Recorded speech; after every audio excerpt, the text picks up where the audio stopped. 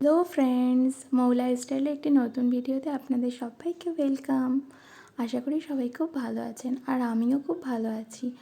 আজকে আমি বানাবো স্যান্ডউইচ। আপনারা ব্রেকফাস্টে কে কে স্যান্ডউইচ খেতে পছন্দ করেন আমাকে কমেন্ট করে অবশ্যই জানাবেন কিন্তু। আর এই স্যান্ডউইচ বানানোর জন্য আমি কিছু শসা, টমেটো আর সেদ্ধ করে নেওয়া আলু আর ডিম কেটে নিচ্ছি, আর কেটে নিচ্ছি একটু পেঁয়াজ।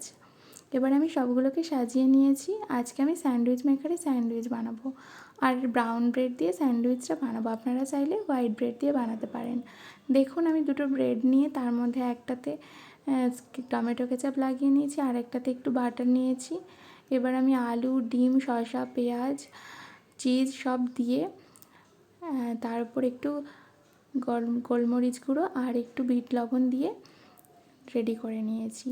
আর আমি স্যান্ডউইচ মেকারটাকে একটু প্রিহিট হতে দেব, তা না হলে স্যান্ডউইচগুলো মেকারের গায়ে পুরো লেগে যাবে।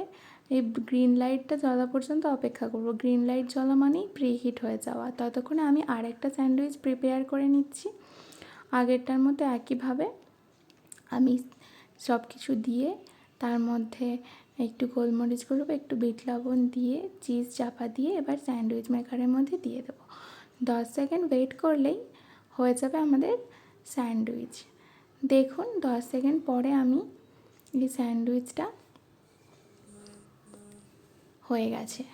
এবার আমি এরকমভাবে আরেকটা বানিয়ে নেব আর কেটে টমেটো কেচাপ দিয়ে সুন্দর করে সার্ভ করে দেবো। খেতে কিন্তু খুব সুন্দর হয়েছিল। আপনারা ট্রাই করে অবশ্যই জানাবেন আমাকে কেমন হয়েছে, আর ভালো লাগলে একটা লাইক, কমেন্ট আর শেয়ার করে দেবেন।